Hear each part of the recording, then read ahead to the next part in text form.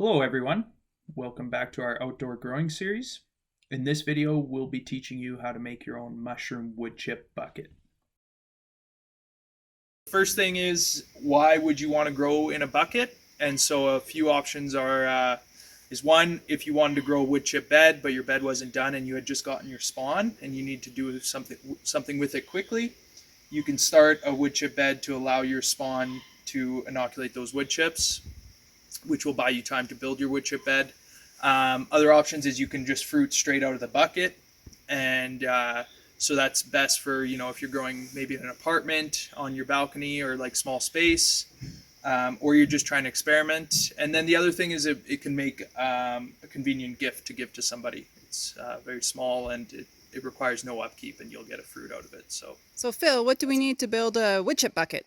So for a wood chip bucket, you need wood chips. So in that case, with the wood chips, once again, it's like anything.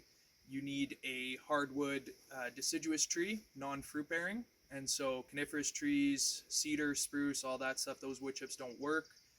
And as well as the fruit trees. And then you also need to source a healthy tree.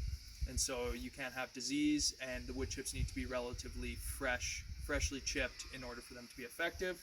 What happens if the tree is diseased? Likely whatever has, I guess, basically inoculated the tree will just beat out the whatever substrate you're using or whatever spawn you're using, because usually that's a species which is native to the area, and so it's more resilient and usually more effective at inoculating a tree.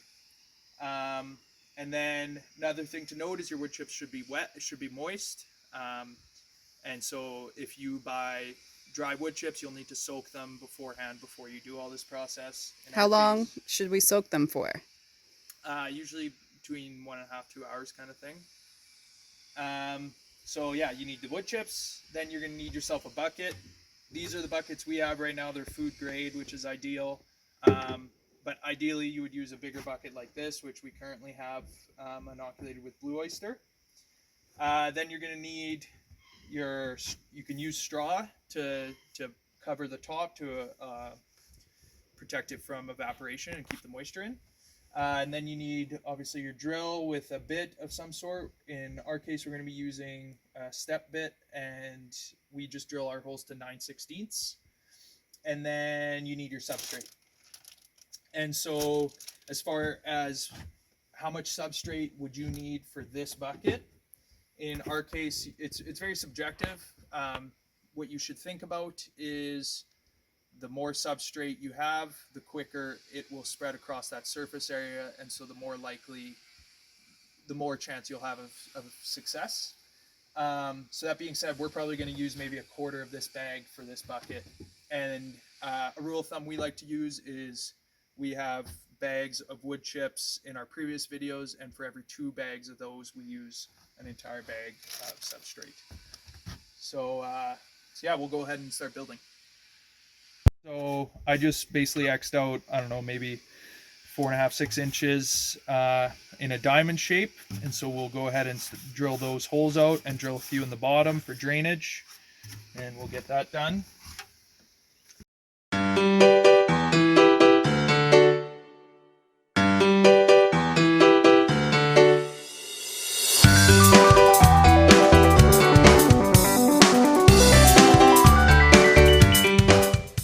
Hey Phil. Yes. I have some questions about your bucket. Okay. Does it really matter how big the holes are? No, that does not matter. 9/16 is very subjective. It doesn't matter how many there are? Not really, but the less holes you have, basically, that's the less options for the whatever spawn you decide for it to fruit out of. And so if you have too many holes, you might just have it expend too much energy trying to fruit out of too many holes. What do you think are the most important holes?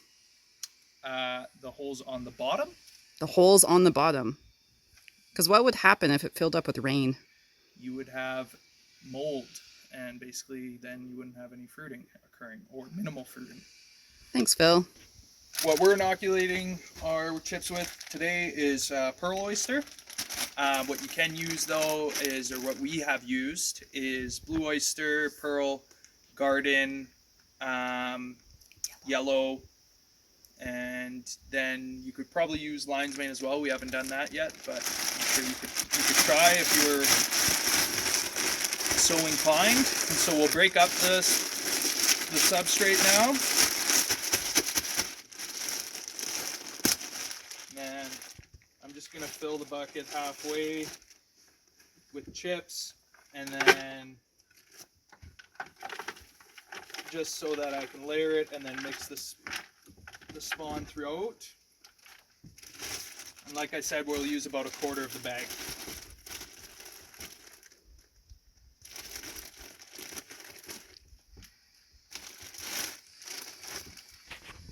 So just mix it up. Nothing special to it.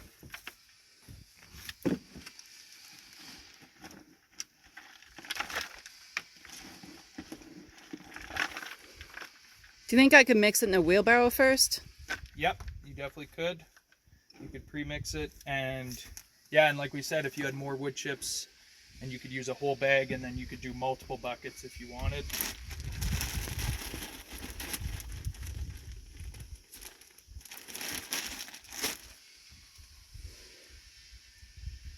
So how long do you think it will take for this bucket to fully colonize? Fully colonize, it depends on the species, but maybe for some of the faster species, we might be looking at like maybe 3 weeks kind of area. And for some of the slower species, it could be, you know, month and a half. And then as far as fruiting goes, you might be looking at maybe a few months away, up to, you know, 6 months kind of area. Depends on conditions and everything. But yeah, the best way to find out is to try it for yourself. So basically we're done here, and we can layer it on top. And like I said, if your wood chips are dry, you might be inclined to water it, and also depending on your climate. There's one more thing I think I would do for that bucket. And that is? I would label it. Ah, true. So yeah, in our case, what we will do, I don't think I have Sharpie around, label it with date it was done, species, and yeah, and then perhaps the type of substrate the chips you use. So if you had different wood chips you were trying out, stuff like that, you could record it. And then last thing is we can just show you in this bucket. This is a very this bucket's been around for a few years, I think, Megan. I think a year. A year, and we didn't top it off with wood chips or anything, so this hasn't been looked after very well. But we just went and picked it up today, and we weren't even looking for it, and we have blue oysters growing out of it right now. And it rained a lot yesterday, so it kind of got damaged. But just to show you that, you know, this is something we weren't even paying attention to, and it went ahead and is still fruiting without us doing anything for it. So, and it survived through a winter. So these techniques are low maintenance and bring yield, so that's cool. What can we do with that orange bucket now? So in our case, we used it for a year, and it had fruited out, and so you have a few options. You could give it more wood chips, and that would give it more energy to fruit out again. If you come up close, you can see how myceliated this entire bucket is. It's rock hard, and so if you wanted with this bucket, you could go and spread it out and then put wood chips on top of it, and you could easily create a wood chip bed, and it would likely be very I guess stable, or it would myceliate very quickly. And then you could also just put this in your compost as well. Having live mycelium within your compost is super healthy for it, so, and will help break it down quicker. So those are some options you could do. And so this isn't just something you would throw out. Now that you've built your bucket, yep, where are you going to put it? Yeah, so ideal scenario would be keep it somewhere that's partially shaded, non-direct sunlight, somewhere where you're going to observe it quite a bit.